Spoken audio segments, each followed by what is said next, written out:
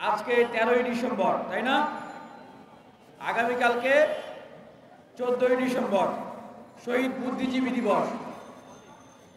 তার 2 দিন পরে 16ই ডিসেম্বর মহান বিজয় দিবস, তাই না? তাই তো আমরা বারবার বলে আসছি, আপনারা আওয়ামী লীগ এবং তাদের দোসরদের রাজনৈতিক অপতৎপরতা থেকে নিষিদ্ধ করুন। আমরা দেখলাম যে এ বিষয়ে বাংলাদেশ জাতীয়তাবাদী দলের পক্ষ থেকেও তাদের অবস্থানকে স্পষ্ট করা হয়েছে, কিন্তু তারপরেও আওয়ামী লীগ এবং তাদের দোসরদের রাজনৈতিক অপতৎপরতাকে নিষিদ্ধ করা হচ্ছে না। আমরা আজকে দেখলাম ছাত্রলীগ তারা মিছিল করছে, নিষিদ্ধ সংগঠন।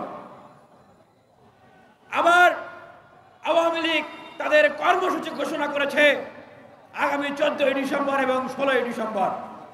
আমরা সরকারকে প্রশ্ন রাখতে চাই, আপনারা কি এইভাবে করে আওয়ামী লীগের পুনর্বাসনের রাস্তাকে উন্মুক্ত করতে চান? যদি আপনারা সেটি না চান, তবে এক্ষেত্রে অবশ্যই অবশ্যই আওয়ামী লীগ এবং তাদের রাজনৈতিক তৎপরতা এবং আগামী নির্বাচনে তাদের অংশগ্রহণের বিষয়টি নিশ্চিত করতে হবে। আমরা সুস্পষ্টভাবে ঘোষণা দিচ্ছি, আগামীকাল 14ই ডিসেম্বর এবং 16ই ডিসেম্বর বাংলাদেশের কোথাও এই ফ্যাসিবাদী খুনিদের কার্যক্রম বের করলে তাদেরকে প্রতিহত করা হবে।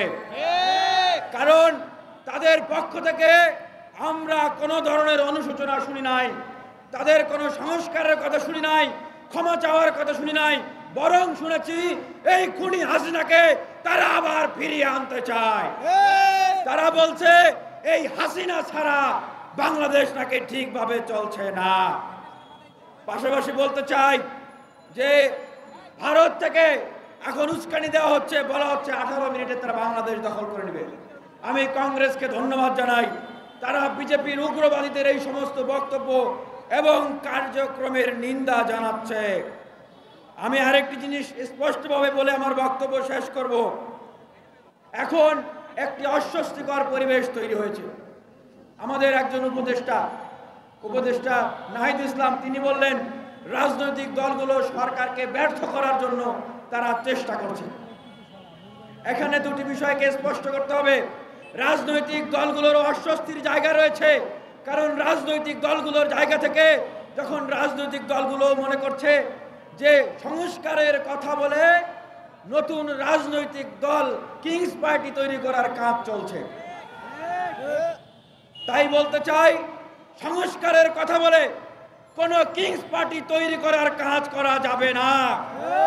তবে রাজনৈতিক দলগুলোর সাথে আপনাদের দূরত্ব তৈরি হবে, ভুল বোঝাবুঝি তৈরি হবে, এবং রাজনৈতিক দলগুলো যে নিরপেক্ষতার জায়গায় আপনাদেরকে বসিয়েছে সেটি কিন্তু তারা আর সেই সুযোগ কিন্তু দিবে না।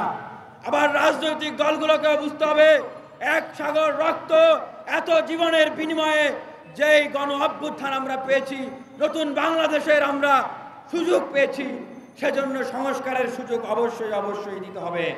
আর বলতে চাই, বাংলাদেশের একমাত্র রাজনৈতিক দল স্বাধীনতার পর থেকে যেটি ফ্যাসিবাদের বিরুদ্ধে লড়াই সংগ্রামের বিরুদ্ধে আন্দোলনের অগ্নিগর্ভ থেকে গড়ে উঠেছে, সেই দলের নাম কি? একমাত্র দল যারা বিরোধিতা করে অন্যায় অবিচারের প্রতিবাদ করে রাজনৈতিক দল হিসেবে প্রতিষ্ঠিত হয়েছে বাংলাদেশে, তার নাম হচ্ছে গণ অধিকার পরিষদ।